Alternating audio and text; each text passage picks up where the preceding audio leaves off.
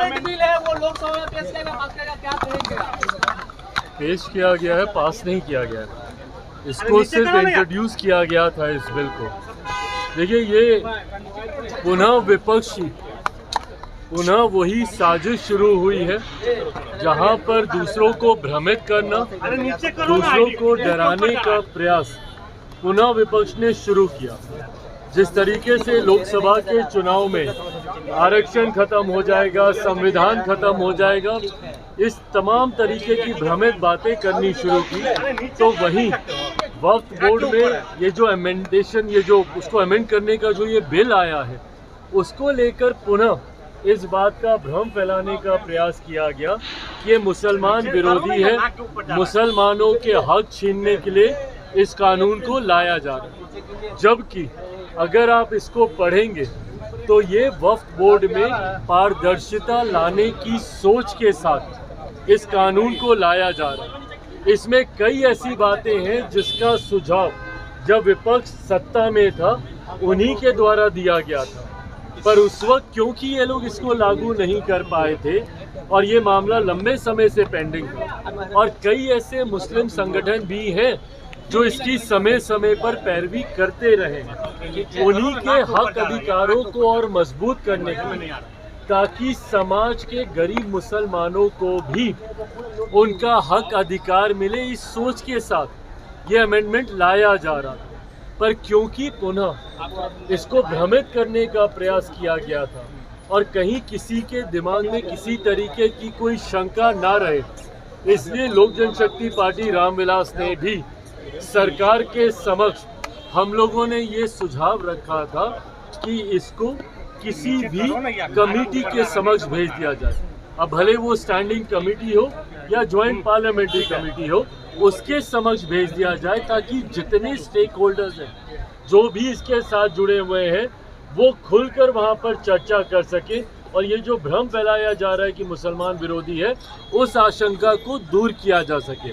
मैं आज धन्यवाद देता हूं प्रधानमंत्री जी का और हमारी केंद्र की सरकार का कि इसको, जहां सरकार ने सदन के पटल पर मजबूती से बिल को इंट्रोड्यूस करते हुए अपनी बातों को, सरकार की बातों को प्रमुखता से रखा, तो वहीं विपक्ष के मन में इसको लेकर कोई शंका ना रहे, जेपीसी को भी इसको रिकमेंड करने की बात की गई है। आने वाले दिनों में मुझे लगता है जल्द ही स्पीकर जेपीसी का गठन करेंगे और वहां पर खुलकर इसको लेकर चर्चा होगी, बट इसमें महिलाओं का रिप्रेजेंटेशन हो और इस संस्था में पूरी तरीके से पारदर्शिता हो, इस सोच के साथ सरकार इस विधेयक को लेकर आई है। पर अब क्योंकि ये जेपीसी में जा चुका है, वहाँ पे तमाम स्टेक होल्डर्स अपनी बातें रखेंगे और उसके बाद इसको आगे देखा जाएगा। बांग्लादेश का जो इंसिडेंट हुआ है उसमें कई नेता बोल रहे हैं कि भारत में भी सहयोगी दल इसका विरोध कर रहे हैं, जदयू की तरफ से कुछ लोग। कौन विरोध कर रहा है? मतलब अब पता नहीं अब और कोई कर रहा है कि नहीं कर रहा है, पर ललन बाबू ने तो आज खुलकर इसका समर्थन किया ही है।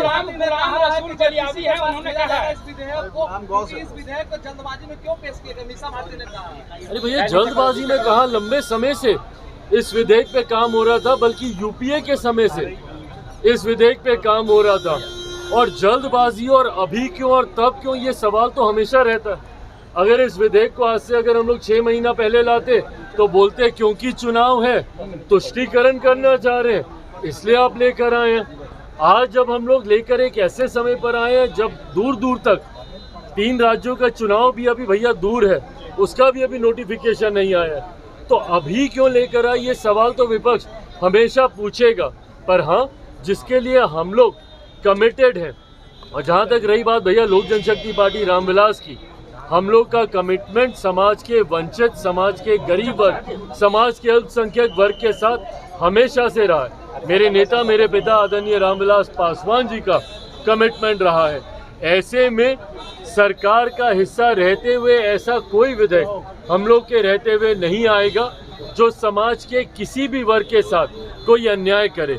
पर विपक्ष बार बार भ्रमित करने का कार्य करता है, लोगों को डराने का काम करता है, कभी विधेयक को लाने के समय को लेकर, कभी उसके पीछे के इंटेंशंस, उसकी मंशा को लेकर। ये सोच गलत है विपक्ष की।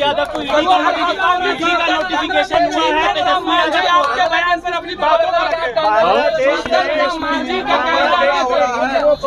मांझी जी आपकी बातों पर रखे हैं, अपनी बात पर कर रहे हैं कि केवल 4 ही जाति के लोग आगे बढ़ेंगे। देखिए मांझी जी के बयान पे मैं कोई टिप्पणी नहीं करूंगा, पर क्योंकि इस दौरान मैंने कई अनुसूचित जाति संगठनों से मैंने बातचीत की, पार्लियामेंट में कई सांसदों से मैंने बातचीत की, और संभवतः आने वाले दिनों में अनुसूचित समाज से आने वाले सांसदों के साथ एक सर्वदलीय बैठक भी हम लोग करेंगे। ऐसे में मैंने इस बात को प्रमुखता से तब भी कहा था, पुनः एक बात दोहराता हूँ कि इसमें जो ये ऑब्जर्वेशन सुप्रीम कोर्ट के आए हैं, इसमें कहीं पर भी अनटचेबिलिटी शब्द का जिक्र भी नहीं है। अगर आप 550 पन्नों से ज़्यादा का ये जो ऑब्जर्वेशन आया है, उसमें अगर आप टिप्पणियों को पढ़ेंगे तो कहीं पे भी अनटचेबिलिटी के शब्द का इस्तेमाल नहीं किया गया। जबकि अनुसूचित जाति ये वो कास्ट है जिनको शेड्यूल किया गया है भारत के संविधान में, जिनका आधार ही छुआछूत रहा है, जिनको समय समय पर सिर्फ और सिर्फ छुआछूत की वजह से गांव से बाहर रखा गया, इनको छूना पाप माना गया, इनको देखना तक पाप माना गया। ये वो जातियां हैं। तो ऐसी जातियों में क्रीमी लेयर का प्रावधान संभव ही नहीं है। क्यों? क्योंकि आज भी ऐसे उदाहरण है जहां पे एक दलित युवक को घोड़ी चढ़ने पर रोका जाता है। हाल फिलहाल का उदाहरण, एक IPS ऑफिसर ने सिक्योरिटी की डिमांड की ताकि वो घोड़े पे चढ़कर अपनी बारात को लेकर जा सके। और मैं नाम लेना नहीं चाहूँगा, बट जो लोग इन प्रावधानों का समर्थन कर रहे हैं, ये वही लोग हैं जो जब मंदिर गए थे तो इनके बाहर आने के बाद मंदिर को गंगा जल से धुलवाया गया था।